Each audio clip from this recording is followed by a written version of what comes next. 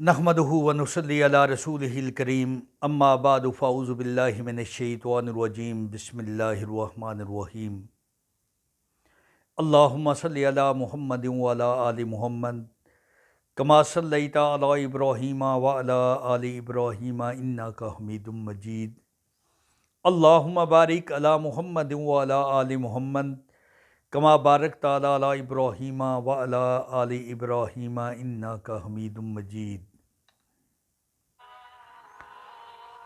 نہایت ہی قابل احترام سامعین حضرات، السلام علیکم ورحمۃ اللہ وبرکاتہ۔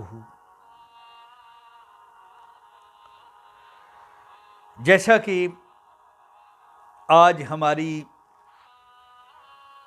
دین سے دلچسپی ختم ہو چکی ہے،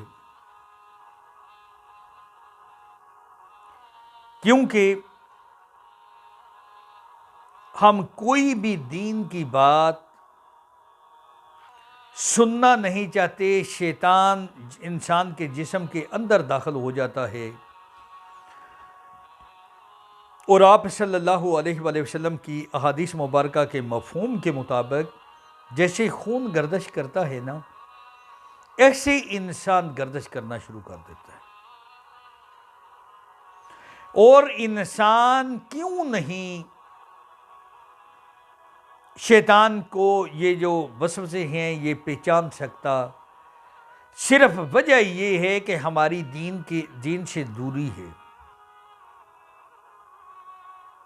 اگر ہماری محبت دین اسلام سے ہو، اگر ہماری محبت اللہ تبارک و تعالیٰ کی ذات سے ہو، اگر ہماری محبت آپ صلی اللہ علیہ وآلہ وسلم سے ہو، تو پھر ہم دین کیوں نہ سیکھیں؟ سب جاننے کے باوجود ہم سب ایسے ہی زندگی گزار رہے ہیں، اور صرف یہ ہے کہ ہم نے اصل کو چھوڑ کر نقل کو اپنا لیا۔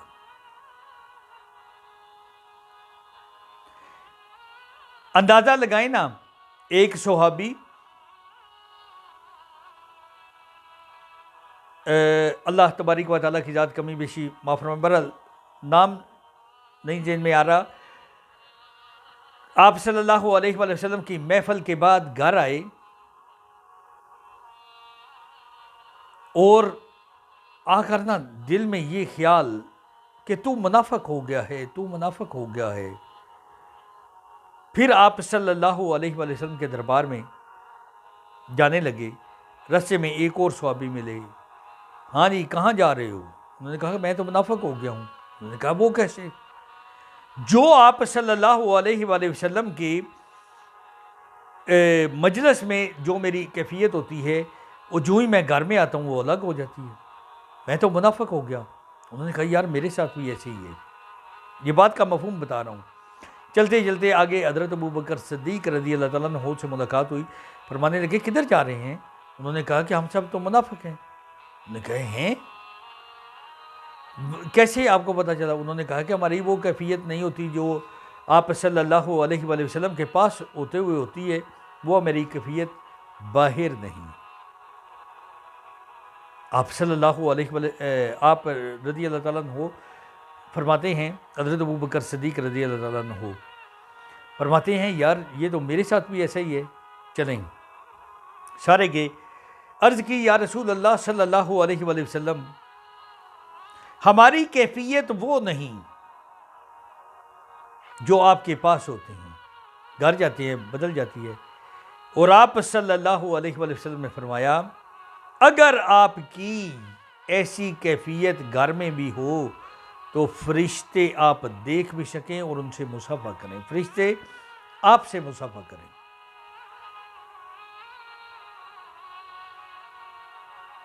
وہ شاعر کہتا ہے نا، فرشتوں سے بہتر ہے انسان بننا، مگر اس میں لگتی ہے محنت زیادہ۔ اور آج ہم سب نے یہ محنت چھوڑ دی، آج ہم سب نے اپنا معبود بدل دیا۔ ہمارا بیڑا غرق ہو رہا ہے اور دن بدن غرق ہو رہا ہے، کیونکہ ہم نے اصل کو چھوڑ دیا، نقل کو اپنا لیا۔ اصل کیا ہے؟ اللہ سے محبت۔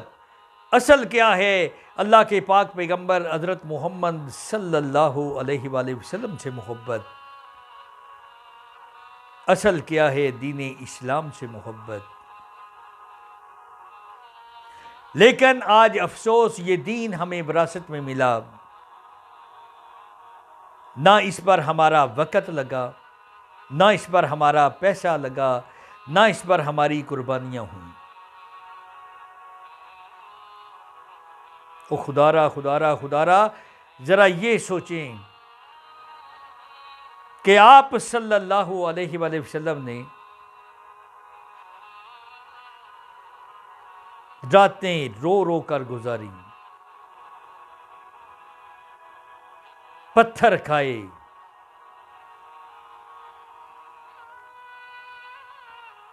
لیکن آج میرے اور آپ کے لیے یہ انہوں نے تکلیفیں برداشت کی، اللہ کو راضی کرنے کے لیے یہ تکلیفیں اٹھائیں، اور آج میں اور آپ کیا کر رہے ہیں؟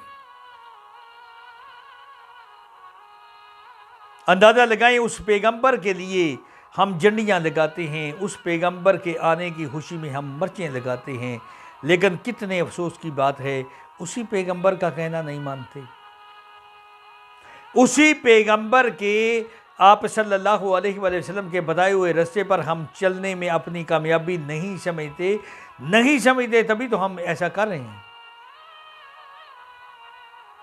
اور جس آدمی کا یہ یقین ہے کہ آپ صلی اللہ علیہ وآلہ وسلم کے بتائے ہوئے طریقے پر چلنے میں دونوں جہانوں کی کامیابی ہے، وہ عمل کیوں نہ کرے؟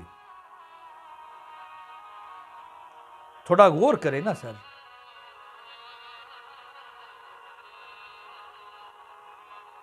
کبھی اس دنیا سے یہ دم مسافر ہو جانا ہے کسی وقت۔ یہ تو آئے دن واقعات، میرے 4 کلاس فیلو اس دنیا سے رخصت ہو گئے ہمارے گاؤں کی،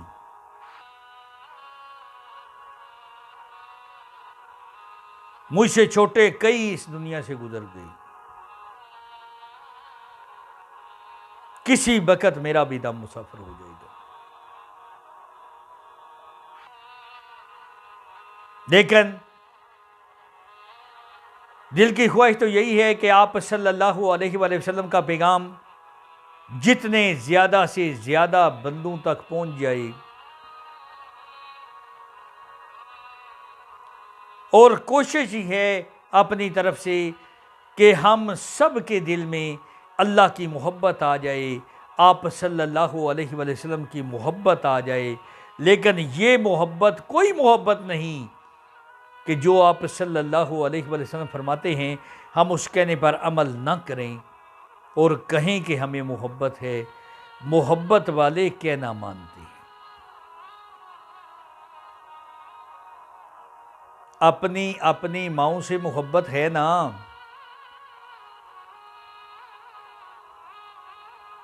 میں نے ایک میرا دوست تھا نا، میں نے کہا کہ آپ صلی اللہ علیہ وسلم، وہ بھی ایسے جھنڈیاں لگا رہا تھا، بلکہ لگوا رہا تھا، لگا نہیں رہا تھا، لگوا رہا تھا، اور اس سے یہ بات کی کہ نماز کیوں نہیں پڑھتے؟ آپ صلی اللہ علیہ وآلہ وسلم نے کہیں یہ تو نہیں فرمایا کہ میری پیدائش کی خوشی میں جھنڈیاں لگاؤ گے تو یہ میری آنکھوں کی ٹھنڈک ہے، مرچیں لگاؤ کہ یہ میری آنکھوں کی ٹھنڈک ہے، جبکہ نماز کے بارے میں آپ صلی اللہ علیہ وآلہ وسلم نے فرمایا کہ نماز میری آنکھوں کی ٹھنڈک ہے، اور ایک جگہ فرمایا کہ مسلمان اور کافر کے درمیان فرق نماز کا ہے، ایک جگہ پر فرمایا جس نے جان بوجھ کر ایک نماز چھوڑی اس نے کفر کیا۔ او خدارا کیوں ہماری مسجدیں خالی ہیں؟ عاشق بھی بڑے بنتے ہیں نا، مسجدیں بھی ہماری خالی ہیں۔ آپ صلی اللہ علیہ وآلہ وسلم نے فرمایا کہ میرا امتی جھوٹا نہیں ہو سکتا، ہم جھوٹ بھی بہت زیادہ بولتے ہیں۔ آپ صلی اللہ علیہ وآلہ وسلم نے فرمایا جس نے ملاوٹ کی وہ میرا نہیں، اس کا مجھ سے تعلق ہی نہیں، ہم وہ بھی کرتے ہیں۔ کوئی ایسا کام معجزہ ہوگا جو ہمارا آپ صلی اللہ علیہ وآلہ وسلم کے بتائے ہوئے طریقے کار کے مطابق ہوگا، معجزہ۔ ادروائز ہمارا کوئی کام میں نہیں سمجھتا کہ جو صحیح پرفیکٹ آپ صلی اللہ علیہ وآلہ وسلم نے جیسے بتایا ہو اس طریقے کار کے مطابق ہو۔ اور ایک تو خدا را ایک بات آپ سب سے یہ ضرور کہوں گا، اور خاص کر یہ جو مسلک کا زیادہ زور دیتے ہیں نا ان سب سے، وہ جیسے انسان کا دم مسافر ہونا ہے نا، تو وہ کہتے ہیں نا، صحیح بات ہے، شاعر کہتا ہے نا، اتھے عملہ دے ہونے نے نکھیڑے کسے نہیں تیری ذات پوچھنی۔ یہ پنجابی کا ایک شاعر ہے، وہ کہتے ہیں نا، اتھے عملہ دے ہونے نے نکھیڑے کسے نہیں تیری ذات پوچھنی۔ اور اسی کے ساتھ تھوڑا سا یہ بھی غور کر لیں، اتھے دین اسلام کا سوال ہوگا، کسی نے تمہارا مسلک نہیں پوچھنا۔ یہ جو صحیح بات ہے، یہ سارے آمدن کے انہوں نے معذرت کے ساتھ میں معافی چاہتا ہوں، مجھے کسی کے دل آزاری کا مقصد نہیں، مقصد اصلاح کا ہے۔ ان سب نے، میں تو یہی کہتا ہوں، ہر مسلک نے اپنا اپنا تندور لگایا ہوا ہے اور اس پر روٹیاں لگا رہی۔ او خدا را صرف یہ سوچیں، کلام پاک ایک، اللہ تبارک و تعالیٰ کی ذات ایک، وحدہ لا شریک، آپ صلی اللہ علیہ وآلہ وسلم ایک، خاتم النبیین، پھر صحابہ اکرام رضوان اللہ تعالیٰ علیہم اجمعین کیا تھے؟ بریلوی تھے، دیوبند تھے، اہل حدیث تھے، اہل تشیع تھے، کیا تھے؟ کیا یہ کامیابی کا معیار ہے کہ ان کے کسی اچھے طریقے پر، کسی دین اسلام کے طریقے پر عمل نہ کیا جائے اور اپنی مرضی کی زندگی گزاری جائے؟ کیا یہ ہمارے مسلک ہیں؟ او اللہ کا واسطہ ہے، صحیح بات ہے، کسی وقت اس دم نے مسافر ہو جانا ہے۔ یہ جو اہل تشیع ہمارے بھائی ہیں، حضرت امام حسین رضی اللہ تعالیٰ عنہ یا علیہ السلام بھی کہنا غلط نہیں، آپ نے اپنی زندگی قربان کر دی اپنے نانے کا دین بچانے کے لیے، اور سر سجدے میں دوران نماز شہادت ہوئی۔ کتنے ہمارے اہل تشیع بھائی نماز پڑھ رہے ہیں؟ کیا انہوں نے یہ درس دیا کہ آپ جو دل ہے دوسرے کام کریں؟ جا کر کسی نے بیان کرنا ہو تو پہلے 5 سے 10 لاکھ روپیہ جو بھی ان کا طے ہوتا ہے وہ لینا ہے، آ کر باتیں بتانی ہیں۔ اور سارے، یہ نہیں کہ صرف جا کر، میں معافی چاہتا ہوں، پہلے بھی عرض کر چکا ہوں کہ مقصد اصلاح کا ہے، مقصد کسی کے دل کو ٹھیس پہنچانا نہیں، اصلاح۔ خدا را یہ جو ہم زندہ لاشیں ہیں، ہماری رہنمائی فرمائیں کہ ہم نے زندگی کیسے گزارنی ہے،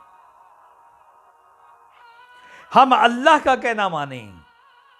کلام پاک میں بارہا مرتبہ ہوتا ہے، وَأَطِیعُوا اللَّهَ وَأَطِیعُوا الرَّسُولَ، اللہ اور اللہ کے رسول صلی اللہ علیہ وسلم کے کہنا پر عمل کریں۔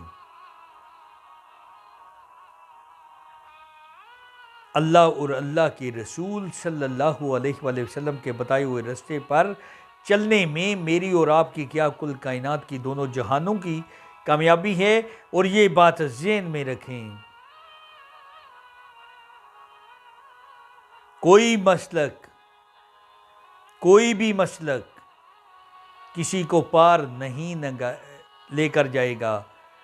یہ جو کہتے ہیں نا عقیدہ ٹھیک، عقیدہ تو یہی ہے ہم اللہ کا کہنا مانیں، ہم آپ صلی اللہ علیہ وآلہ وسلم کا کہنا مانیں، ہم صحابہ اکرام رضوان اللہ تعالی علیہم اجمعین جیسی اپنی زندگی بنائیں، کیونکہ وہ صحابہ جب غیر مسلموں کو دعوت اسلام دیتے تھے اور وہ غیر مسلم پوچھتے تھے کہ بتاؤ ہم کیسے ہو جائیں، اور وہ کہتے صحابہ اکرام رضوان اللہ تعالی علیہم اجمعین وہ کہتے تھے کہ ہمیں دیکھو ہماری طرح ہو جاؤ۔ آج کون سا مسلک ایک بھی بتا دیں جو یہ کہہ سکے کسی غیر مسلم کو کہ ہماری طرح ہو جاؤ؟ کیونکہ ہم یہ مستقوں میں بٹ گئے۔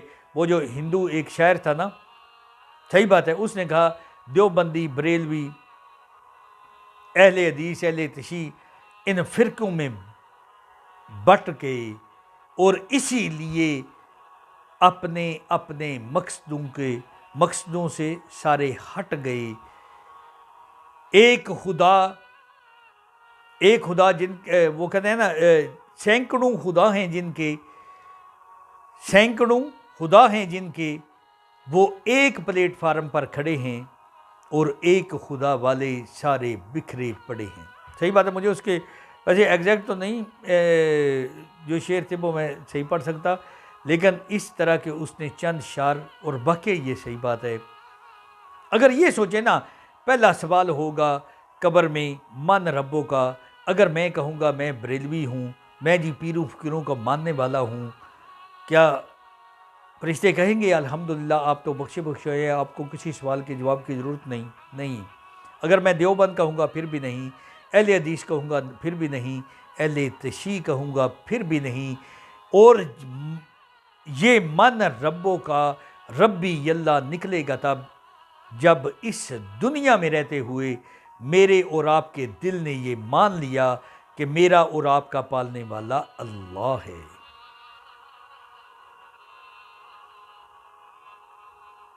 اور اس اللہ تک پہنچنے کا رستہ کیا ہے؟ حضرت محمد صلی اللہ علیہ وآلہ وسلم۔ خدا را یہ کیوں ہمارے دل میں یہ بات نہیں سما رہی؟ کیوں ہم اس بات سے غافل ہو چکے ہیں؟ کیوں ہم نے اپنی منزلیں بنا لی ہیں، اپنے عقیدہ جو بھی، اور ہر مسلک ایسا کام کر رہا ہے۔ دوسرا بے شک ٹھیک دین کے مطابق ہے نا، ہمارے جو روٹین چل رہی ہے، تو ہم وہ نہیں کریں گے کیونکہ وہ اہل حدیث کرتے ہیں۔ ہم نے یہ کام نہیں کرنا کیونکہ یہ دیوبند کرتے ہیں۔ بے شک ٹھیک ہے، آپ صلی اللہ علیہ وسلم کے طریقہ کار کے مطابق ہے۔ کیا یہ کامیابی ہے؟ نہیں۔ میری اور آپ کی کیا، کل کائنات کی کامیابی آپ صلی اللہ علیہ وسلم کی سچی غلامی۔ یہ سچی غلامی کا نام یہ اس لیے لیا ہے کہ جو بھی آپ صلی اللہ علیہ وسلم سے سچی محبت کرتا ہے، جو بھی آپ صلی اللہ علیہ وسلم کو اپنے آپ کو ان کا غلام سمجھتا ہے، وہ تو آپ صلی اللہ علیہ وسلم کے کہنے پر عمل کرتا ہے۔ اور غلام کا میں آپ کو بتا دوں، ایک صحابی انہوں نے ایک آدمی کو خریدا، اس وقت غلام خریدے جاتے تھے، اور اس سے پوچھا کہ تمہارا نام کیا ہے؟ اس نے کہا سر میں غلام ہوں، جس نام سے آپ پکاریں گے وہ مجھے بتا دینا، میں اسی نام سے بول دوں۔ پوچھا گیا کھاؤ گے کیا؟ اس نے کہا غلام کی کوئی مرضی نہیں، جو کھلائیں گے وہی کھاؤں گا۔ پہنو گے کیا؟ جو پہناؤ گے وہی پہنوں گا۔ غلام کی بھی کوئی اپنی مرضی ہوتی ہے۔ اور کتنا بڑا ہم دھوکہ دے رہے ہیں اور اپنے آپ کو دھوکہ دے رہے ہیں۔ آج ہم گلیوں میں، سڑکوں پہ یہ نعرے تو لگاتے ہیں نا، غلام ہیں، رسول صلی اللہ علیہ وآلہ وسلم کے غلام ہیں، اور غلامی رسول صلی اللہ علیہ وآلہ وسلم میں موت بھی قبول ہے۔ یہ ہمارے نعرے ہیں، اور یہ نعرے لگا کر ہم اپنے آپ کو دھوکہ دے رہے ہیں، کیونکہ ہمارے دل میں کوئی غلامی آپ صلی اللہ علیہ وسلم کی نہیں۔ ہو غلام اور کم تولے، ہو غلام نماز نہ پڑھے، ہو غلام داڑھی منڈوائے، ہو غلام آپ صلی اللہ علیہ وآلہ وسلم کی سنت کے خلاف ایک بھی عمل کرے، معذرت کے ساتھ مجھے یہ غلامی، میں تو کم از کم نہیں سمجھ سکتا کہ یہ غلامی ہے۔ نعرہ غلام ہیں، رسول صلی اللہ علیہ وآلہ وسلم کے غلام ہیں۔ غلام کی تعریف تو پڑھے نا۔ ہم ٹوٹل اپنی مرضی کی زندگی گزار رہے ہیں۔ معافی چاہتا ہوں، جو حقیقت ہے، اور آپ صلی اللہ علیہ وآلہ وسلم نے فرمایا دنیا تو مومن کے لیے قید خانہ ہے، کافر کے لیے جنت ہے۔ اور جس طرح میں اور آپ زندگی گزار رہے ہیں، میں معذرت کے ساتھ یہ لفظ کہوں گا کہ ہم اپنی مرضی کی زندگی گزار رہے ہیں اور کافروں جیسی زندگی گزار رہے ہیں۔ اگر ہم آپ صلی اللہ علیہ وآلہ وسلم کے کہنے کے مطابق عمل کریں تو ہمارا ہر کام سے پہلے کبھی ہمارے دل میں یہ خیال آیا ہے کہ کیا یہ کام دین کے مطابق ہے؟ کیا اسلام اس چیز کی اجازت دیتا ہے؟ کیا یہ آپ صلی اللہ علیہ وآلہ وسلم کا طریقہ ہے؟ کیا اللہ تبارک و تعالیٰ کی ذات اس طرح کا حکم دیتی ہے؟ اور اس بابرکت ذات نے تو میرے اور آپ کے لیے آپ صلی اللہ علیہ وآلہ وسلم کو بہترین نمونہ بنا کر بھیجا۔ ہم اصل دین پر غور نہیں نہ کرتے۔ انسان جو چیز بنائے، اگر ایک مثال کے طور پر یہ موبائل ہے نا، انسان نے بنایا ہے، اور انسان ساتھ ایک ہدایات کے لیے ایک کتابچہ بھی لکھ دیتا ہے اس موبائل کے ساتھ۔ صحیح بات ہے، یہ ڈبہ پاک لے کر آئیں، اس کے ساتھ ایک کتاب ہوگی، اسے اس طرح استعمال کرنا ہے۔ واشنگ مشین نئی لے کر آئیں، اس پر بھی ایک کتاب ہوگی، اسے اس طرح، کیونکہ انسان نے بنائی ہے اور انسان نے ہی اس کے چلانے کا طریقہ کار رکھ دیا ہے، ہدایات جاری کر دی ہیں۔ فریج لے کر آئیں، اس کا بھی یہی ہے کہ لکھا ہوگا اس فریج کو اس طرح استعمال کرنا ہے۔ اپنا ذہن استعمال کریں گے تو یہ خراب ہو سکتا ہے، کیونکہ فریج ایک آدمی کے ساتھ گیا نا، تو دکاندار نے یہ خود کہا کہ اسے کم از کم 4 سے 6 گھنٹے اسے جاتے ہی نہیں لگانا، کیونکہ اس کی گیس وہ پتہ نہیں جو بھی ہے، اس کا طریقہ کار گم جائے گا، پھر یہ ٹھنڈا نہیں ہوگا۔ 4 سے 6 گھنٹے اسے بجلی میں نہیں لگانا، رکھ دینا ہے، اس کے بعد لگانا، انشاءاللہ ٹھیک چلے گا۔ کیونکہ انسان نے بنایا اور انسان نے ساتھ ہدایات جاری کر دیں۔ اور انسان کو کس نے بنایا؟ اللہ تعالیٰ کی ذات نے بنایا، اور اس بابرکت ذات نے بھی قرآن مجید ساتھ جاری کی۔ کیا آج میں اور آپ اپنی زندگیاں قرآن مجید کے مطابق گزار رہے ہیں؟ نہیں، ہم تو کلام پاک پڑھتے ہی عربی میں ہیں، ہم نے کبھی اس کا ترجمہ پڑھا ہی نہیں، پڑھنا گوارا بھی نہیں کرتے، اور خاص کر ہمارے خطیب حضرات یہ بھی ہمیں نہیں پڑھنے دیتے۔ کیوں؟ وہ اس لیے یہ پڑھ کر گمراہ نہ ہو جاؤ، کسی عالم کی رہنمائی سے پڑھنا۔ اندازہ لگائیں نا، وہ 9/11 کا جو واقعہ ہوا تھا، اس کے بعد لوگوں نے بے شمار امریکانہ لوگ مسلمان ہو گئے، کیونکہ انہوں نے قرآن پڑھا۔ غیر مسلم اگر قرآن پڑھے، اللہ تعالیٰ کی ذات اسے ہدایت عطا فرما دے، اور مسلمان اگر کلام پاک ترجمے کے ساتھ پڑھے اور وہ گمراہ ہو جائے۔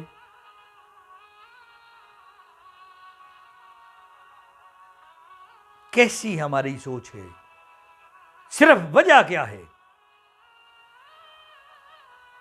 یہ میں آپ کو بتا دیتا ہوں۔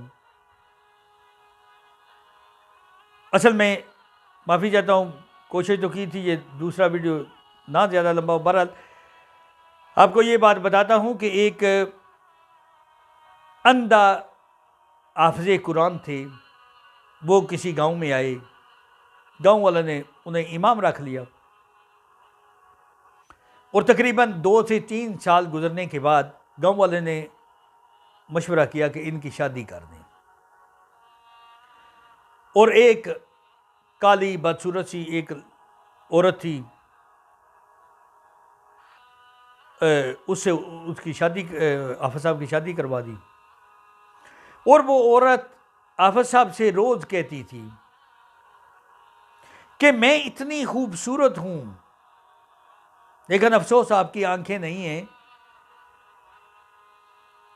افسوس آپ کی آنکھیں نہیں ہیں، میں اتنی خوبصورت ہوں جس میں گلی سے گزرتی ہوں لوگ وہ پنجابی کا ضرب المثل ہے نا، اڈیاں چا چا کے دیکھ دینے، میں جس گلی سے گزروں لوگ دیکھتے ہی رہ جاتے ہیں، میں اتنی خوبصورت ہوں، لیکن افسوس آپ کی آنکھیں نہیں ہیں، کاش آپ کی آنکھیں ہوتی آپ دیکھتے میں کتنی خوبصورت ہوں۔ قدرت اللہ پاک کی ایسی ہوئی، 8 سے 10 سال حافظ صاحب کو اس گاؤں میں ہو گئی، اس گاؤں کے چند لوگ امریکہ تھے، انہوں نے وہاں ڈاکٹر صاحب کی آنکھیں چیک کروائیں وہ رپورٹیں لے کر، اور امریکہ والوں نے ڈاکٹروں نے کہا کہ ان کی آنکھیں بن سکتی ہیں، اور پھر انہوں نے اپنے گھر والوں کو بذریعہ ٹیلی فون بتایا، گھر والے مسجد گئے، بلکہ ان کے گھر گئے امام صاحب کے، خوشی خوشی کہ امام صاحب آپ کی آنکھیں بن سکتی ہیں، ہمارے بچوں نے امریکہ ڈاکٹر سے بات کی ہے، اور جوں ہی ان کی بیوی نے یہ باتیں سنی اور اس نے کہا نا نا نا نا نا نا نا، میں نے حافظ صاحب کو کوئی امریکہ نہیں جانے دینا۔ انہوں نے کہا اللہ کی بندی ان کی آنکھیں مارے، انہوں نے کہا نہیں نہیں یہ بات میں سننا بھی نہیں چاہتی، اور لوگوں نے پھر اندازہ لگایا کہ ہو سکتا ہے یہ حافظ صاحب کی جدائی نہ برداشت کر سکتی ہو، تو انہوں نے اپنے بچوں سے بات کی کہ حافظ صاحب کی اہلیہ کا بھی ٹکٹ بھیج دینا، ان کا بھی ویزا بھیج دینا۔ انہوں نے کہا جی ٹھیک ہے، آپ جا کر ان سے پوچھ لیں۔ وہ پھر گئے، انہوں نے کہا جی محترمہ ہم آپ دونوں میاں بیوی کو امریکہ بھیج دیتے ہیں۔ اس نے کہا جی نہ میں نے خود جانا ہے اور نہ ہی حافظ صاحب کو جانے دینا ہے، یہ تو گمراہ ہو جائیں گے۔ اور جب لوگوں نے حیران رہ گئے، اور پھر وہ بیویوں کے ذریعے پتہ چلا کہ یہ عورت تو حافظ صاحب کو کہہ رہی تھی کہ میں اتنی خوبصورت ہوں، اتنی خوبصورت ہوں، لوگ دیکھتے رہ جاتے ہیں، اور جب ان کی آنکھیں بن گئیں، انہیں نظر آنے لگا تو انہیں تو پتہ چل جائے گا کہ یہ کتنی خوبصورت ہے۔ آج ہم لوگوں کو قرآن ترجمے کے پڑھنے سے کیوں روکتے ہیں کہ انہیں پتہ نہ چل جائے کہ ہم کیا کیا آپ کو کہہ رہے تھے۔ کلام پاک کی آیا مبارکہ کچھ تلاوت کی، ترجمہ اپنی مرضی سے کر لیا، تبھی تو ہر لوگ پریشان ہیں، سارے لوگ پریشان ہیں، اکثریت کی بات کر رہا ہوں، وہ کہتے ہیں ساری کلام پاک پڑھ کر کہتے ہیں، میں نے کہا خدا را کلام پاک خود ترجمے سے پڑھیں، آپ کو پتہ چلے کہ اللہ تبارک و تعالیٰ کی ذات کیا کہتی ہے۔ اور آج تو کسی کا بہانہ چل ہی نہیں سکتا، ہر گاؤں میں ہر گھر میں تقریباً کوئی نہ کوئی لڑکا لڑکی پڑھا لکھا ہے، اور ترجمے والا قرآن آج موبائل ہر گھر میں ہے، وہ اسے لوڈ کر لیں، ترجمہ سنیں، ترجمہ پڑھیں۔ حضرت علی رضی اللہ تعالیٰ عنہ فرماتے ہیں نا، جب میرا دل کرتا ہے کہ میں اللہ سے بات کروں تو میں نماز پڑھتا ہوں، اور جب میرا یہ دل کرے کہ میرا اللہ مجھ سے بات کرے میں قرآن پڑھتا ہوں۔ آج افسوس ہمیں نہ نماز کے ترجمے کا پتہ ہے اور نہ قرآن پاک کا۔ ہم قرآن بھی سیکھیں، نماز بھی ترجمے سے سیکھیں۔ خدا را دین سمجھ کر اس پر عمل کریں، اتنا لطف ہے کہ ہم سوچ بھی نہیں سکتے۔ آپ سب سے گزارش ہے، کسی کی دل آزاری کا مقصد نہیں تھا، پھر بھی اگر ان باتوں سے کسی کی دل آزاری ہوئی ہو تو اللہ کی رضا کے لیے معاف کر دیں۔ اور میں آپ سب سے آخر میں بھی پھر یہی گزارش کروں گا کہ اللہ کا واسطہ ہے، آپ صلی اللہ علیہ وآلہ وسلم کے کہنے پر عمل کرنا شروع کر دیں، میری اور آپ کی زندگی سنور جائے گی۔ اللہ تبارک و تعالیٰ کی بارگاہ میں دعا ہے کہ اے اللہ ہم سب کو ہدایت عطا فرما دے۔ اے اللہ تجھے تیرے غفور ہونے کا واسطہ ہم سب کے صغیرہ کبیرہ گناہ معاف فرما دے۔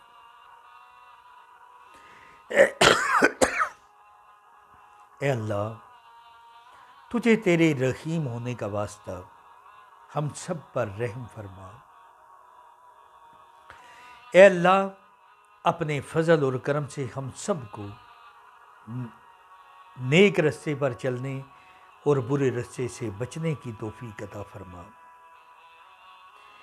اے میرے اللہ جتنے بھی بیمار ہیں سب کو صحت اور تندرستی عطا فرما۔